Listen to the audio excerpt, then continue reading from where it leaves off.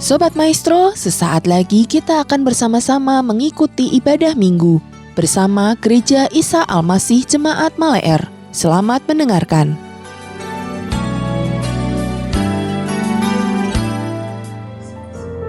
Kami bersyukur untuk pagi hari ini, sebab tidak ada kasih yang seperti Engkau.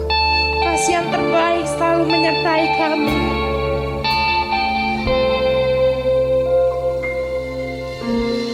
Tak akan pernah ku sesali mengiring Yesus sepanjang hidupku, lewati lembah air mata, ku saksikan kemuliaan-Mu dinyatakan. Berapapun harga yang harus ku bayar, ku kan tetap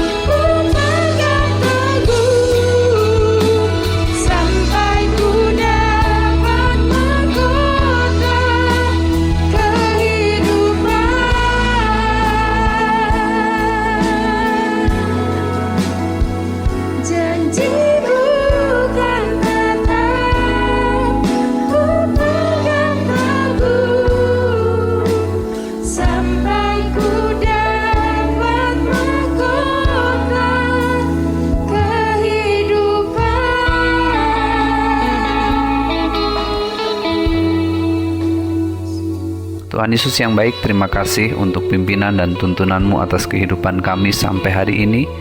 Dan kami percaya bahwa mulai hari ini dan hari-hari ke depan, Tuhan yang sama yang akan tetap memimpin dan menuntun setiap jalan kehidupan kami.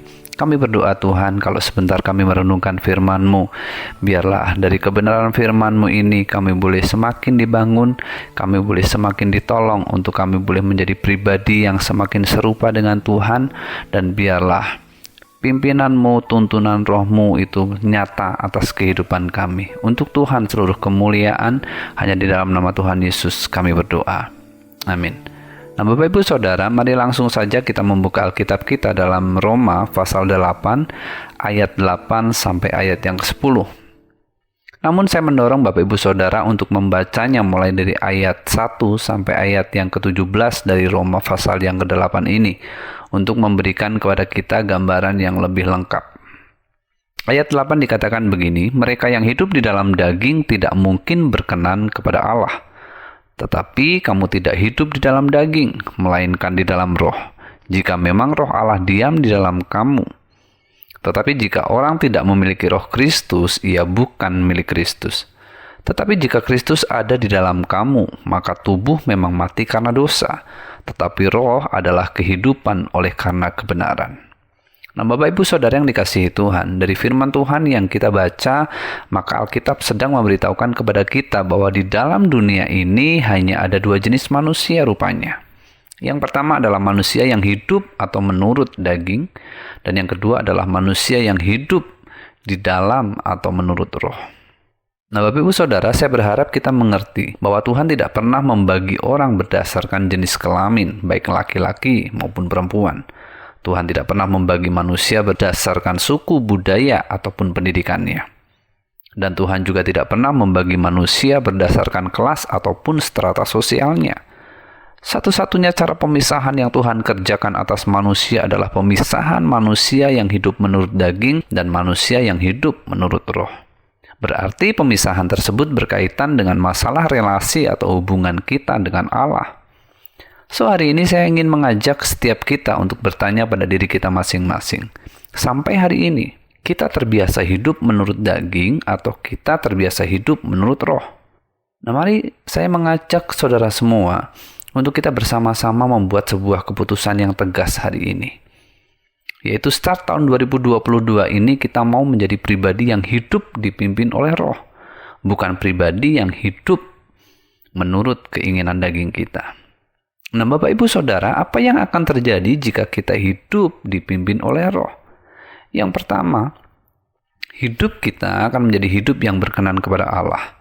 Roma pasal 8 ayat yang ke-8 dikatakan begini, mereka yang hidup di dalam daging tidak mungkin berkenan kepada Allah. Semua kita tahu bahwa kita telah dimerdekakan dari dosa dan maut melalui karya Kristus 2000 tahun yang lalu.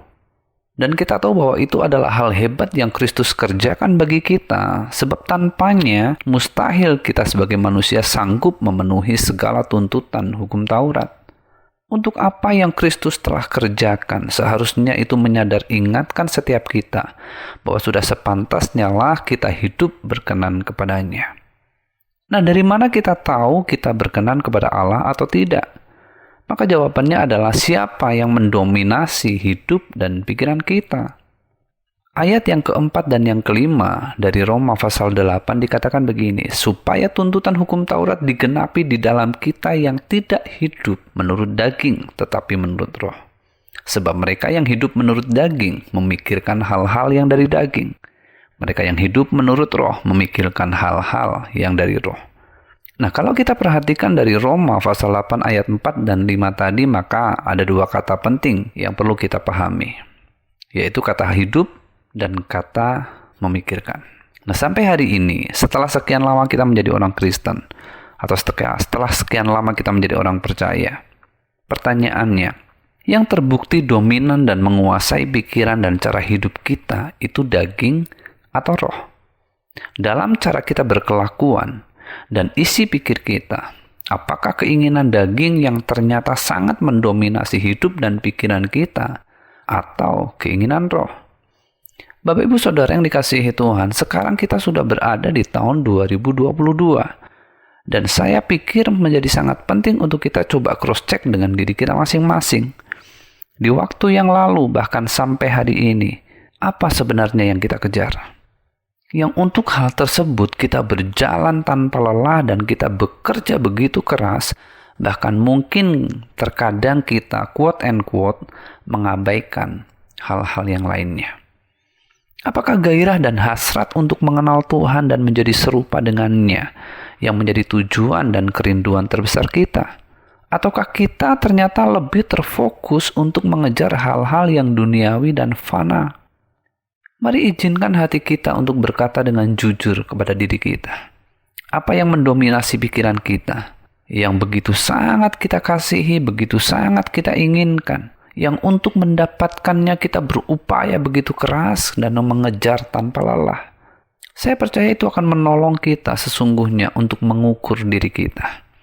Sesungguhnya kita ini adalah pribadi yang hidup menurut daging atau hidup menurut roh. Nah, Bapak Ibu Saudara yang dikasihi Tuhan, kita harus berada di bawah satu pengaruh atau dominasi salah satu, antara daging atau roh. Sebab kehendak dan tujuan kedua hal tersebut sangatlah bertolak belakang. Kita tidak akan pernah bisa hidup menuruti kehendak daging dan roh secara bersamaan dalam hidup kita ini. Kita harus membuat sebuah keputusan. Galatia pasal 5 ayat 17 berkata, sebab keinginan daging berlawanan dengan keinginan roh, dan keinginan roh berlawanan dengan keinginan daging.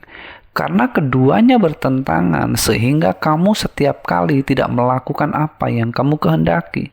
Nah, atas dasar itulah, maka sebabnya di ayat 16 dari Galatia pasal yang kelima, Paulus dengan tegas menasehatkan kepada jemaat, hiduplah oleh roh, maka kamu tidak akan menuruti keinginan daging. Berdasarkan firman Tuhan yang kita baca, izinkan saya untuk menyampaikan pesan kepada kita bersama. Kalau kita ingin Tuhan mendapati kita sebagai pribadi yang berkenan, maka yang harus kita lakukan adalah begini, kita harus dengan sengaja mematikan segala perbuatan daging. Roma pasal 8 ayat 13 dikatakan begini, sebab jika kamu hidup menurut daging, kamu akan mati. Kita akan terpisah dari Allah. Tetapi jika oleh roh kamu mematikan perbuatan-perbuatan tubuhmu, kamu akan hidup. Ketika kita dengan rela dan sadar membiarkan Roh Kudus itu hidup, bergerak, bahkan semakin hari semakin dominan dan semakin kuat dan menguasai hidup kita, maka percayalah bahwa hidup kita semakin hari akan semakin dipimpin dan diarahkan kepada kebenaran. Kita akan dimampukan untuk berkata tidak terhadap dosa. Kita akan dimampukan untuk mengakhiri dan mematikan setiap perbuatan-perbuatan daging yang di zaman-zaman akhir ini akan semakin bekerja dengan sangat liar dalam hidup umat manusia. Karena itu jangan biarkan kedagingan dan dosa itu mengatur dan menguasai, mendominasi kehidupan kita. Percayalah saudara, dosa dan kedagingan hanya akan merusak bahkan mematikan kehidupan rohani kita, termasuk moralitas kita. Dosa dan kedagingan itu hanya akan merusak bukan hanya hubungan kita dengan Allah, tetapi juga merusak hubungan kita dengan sesama kita, baik dengan saudara seiman ataupun dengan orang lain. Dosa dan kedagingan sementara berupaya menggeser posisi Allah dari posisi yang seharusnya dalam hidup kita. Bapak Ibu Saudara yang dikasihi Tuhan, kitalah yang harus membuat keputusan dalam hidup ini, karena dosa selalu merupakan hasil keputusan kita. Keputusan kita karena kita tidak mengikuti pimpinan, nasihat, dan arahannya.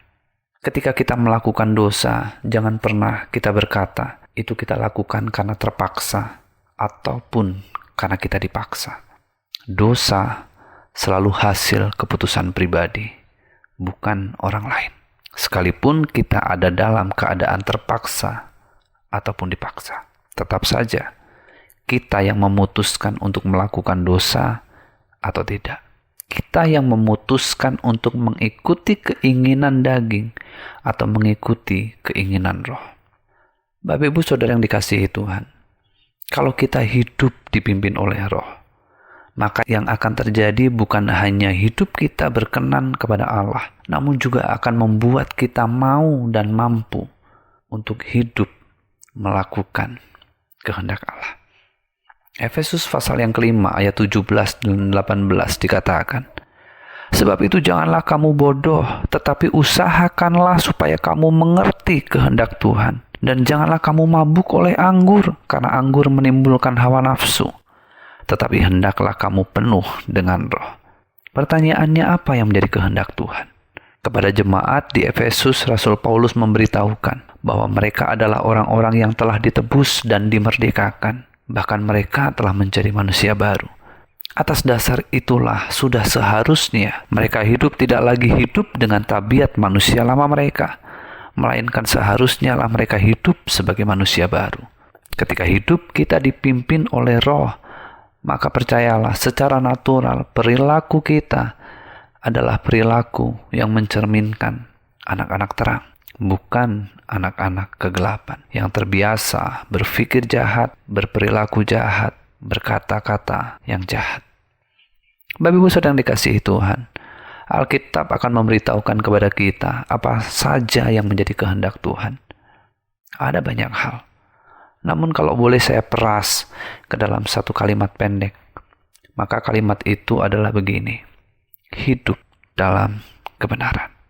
Prinsip sederhananya kan begini: jangan pernah puas dengan hanya mendengarkan khotbah, tetapi puaslah karena kita merenungkannya. Puaslah karena kita menggalinya. Puaslah karena kita menemukan kebenaran itu. Dan puaslah karena kemudian kita mampu dan berani memutuskan untuk melakukannya. Amin. Bapak Ibu Saudara yang dikasihi Tuhan, ada satu hal yang perlu kita garis bawahi. Efesus pasal yang kelima ayat 17 mengatakan, "Tetapi usahakanlah supaya kamu mengerti kehendak Tuhan."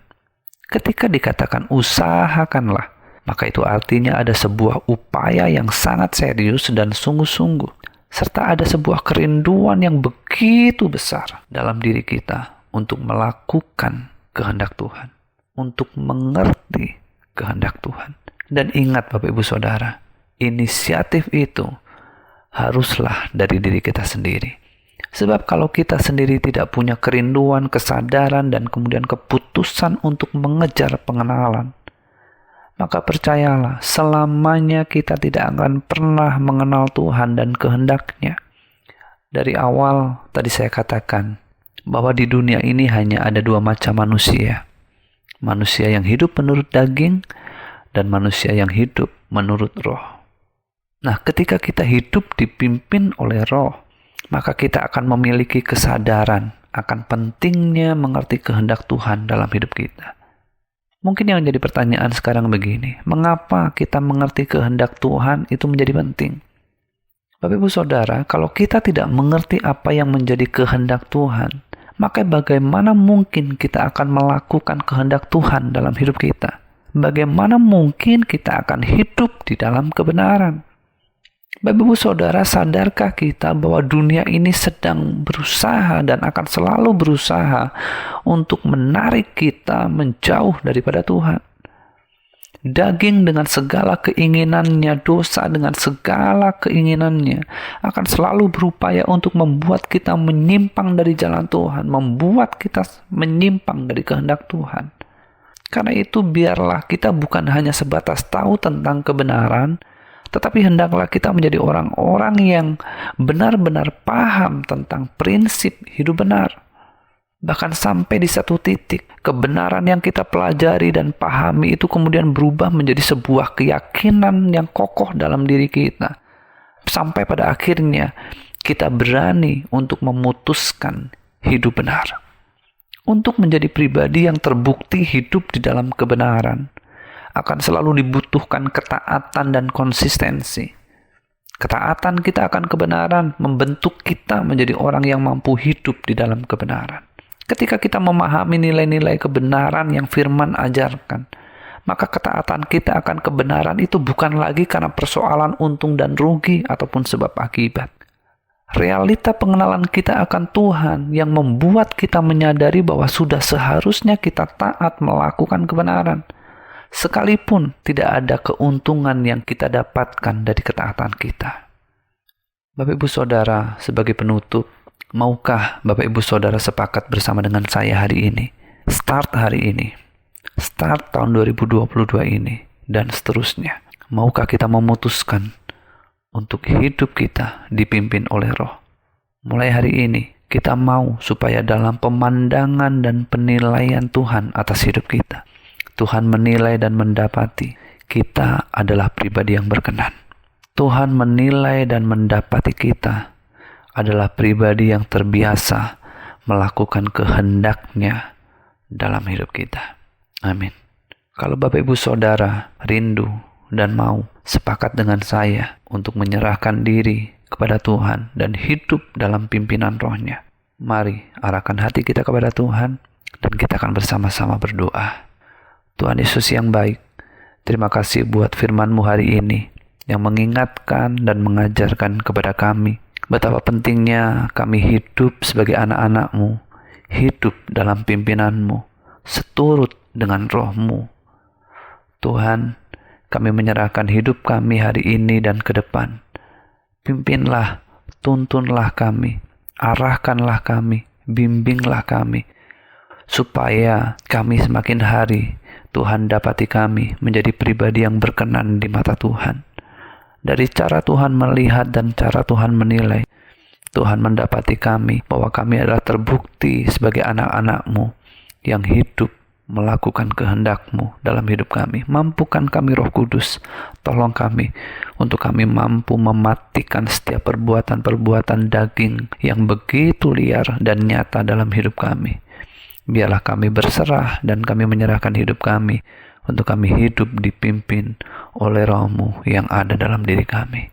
Untuk Tuhan seluruh kemuliaan, hanya di dalam nama Tuhan Yesus kami berdoa. Amin. Demikianlah Bapak Ibu Saudara ibadah kita hari ini. Kami mengundang sidang jemaat untuk dapat tetap mengikuti ibadah online Gereja Isa Al-Masih Jemaat Maleer, baik melalui Radio Maestro 92,5 FM setiap hari Minggu pukul 12:15 atau melalui channel GIA Maleer di youtube.com setiap hari Minggu pukul 9.30. Bagi sidang jemaat yang membutuhkan dukungan doa, dapat mengirimkan beban doa melalui SMS ataupun WhatsApp di nomor 0821 1965 9019. Happy Sunday and God bless you.